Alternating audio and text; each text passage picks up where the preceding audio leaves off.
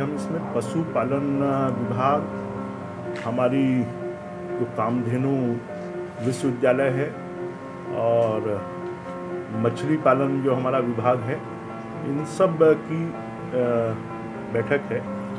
इस बैठक में कि छत्तीसगढ़ में हम जैविक खेती को बढ़ावा देना चाहते हैं। छत्तीसगढ़ में हम किसानों को सिर्फ वो एक फसल लेते हैं तो उनको बाकी समय पर वो पशुपालन करें, वो कुक्कुट पालन करें, वो बकरी पालन करें, वो सूकर पालन करें, वो दुग्ध उत्पादन करें और उसके माध्यम से उनकी अर्थव्यवस्था अच्छी बने।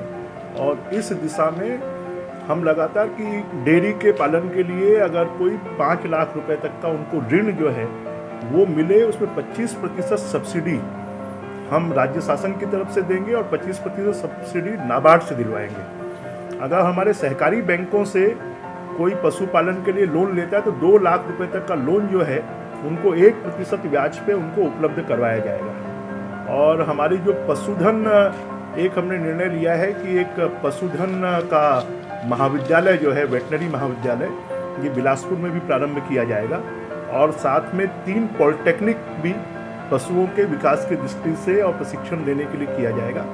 हमने इस बात के भी निर्देश दिए हैं कि हमारे कुछ डिप्लोमा कोर्सेज जो पशुधन के विकास के लिए प्रारंभ किए जा सकते हैं।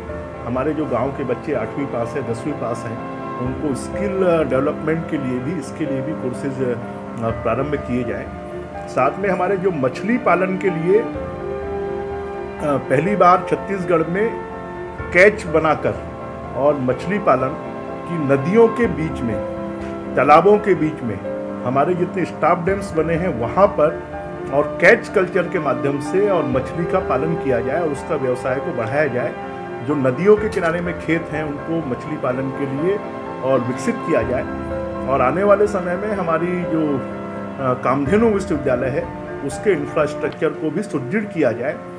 कुल मिलाकर ये जो कृषि और इससे एलाइड जितने जुड़े हुए विषय हैं उन विषयों के बारे में हम विभाग को नए निर्देश जारी कर और इस बारे में कि नया वीर्य का अनुसंधान केंद्र जो है ये अंबिकापुर में एक सेंट्रल गवर्नमेंट से सहयोग लेकर खोलने का भी हमने निर्णय लिया है। और एक मिल्क रूट पूरे छत्तीसगढ़ में बनाया जाए और हर जिले में चिलिंग सेंटर बनाया जाए, इसके लिए पूरी एक योजना बनाई जाए।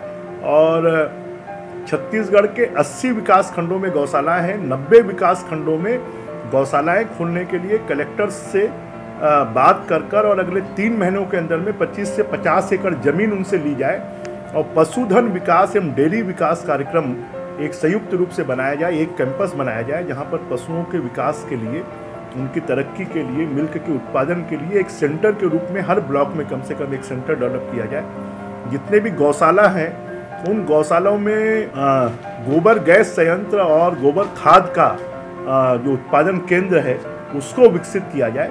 इस बात के निर्देश हमने दिए। छत्तीसगढ़ के जो बच्चे हैं उनका स्टैंडर्ड देख लिया जाए और छत्तीसगढ़ के हिसाब से उसका मानदंड किया जाए कि 10वीं पास बच्चे होने चाहिए कि 12वीं पास बच्चे होने चाहिए। इसको आप एग्जामिन कर लें और एग्जामिन कर इसको तय करें। हम इस बारे में भी पीएससी से बात कर कि उसको परीक्षाएं लेने की बजाय उनका इंटरव्यू लेकर और उनका सिलेक्शन करें।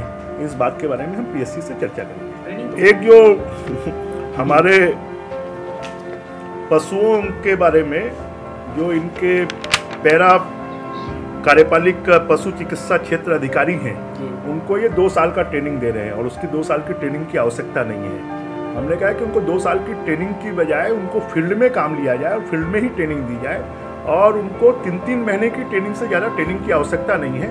इसलिए 2 साल तक उनको बेकार रखने के बजाय उनको काम पर लगाया जाए। जो देश में सर्वाधिक हमारी देसी गायें हैं उसमें गीर का फार्म जो है और थापरकर गाय का फार्म और मुर्रा गाय के फार्म, ये 3 फार्म हमने स्थापित करने का निर्णय लिया है। जो गीर गाय का होगा वो बिलासपुर में होगा, जो थापरकर का होगा वो जगदलपुर में होगा और जो मुर्रा गाय का होगा वो अंबिकापुर में होगा।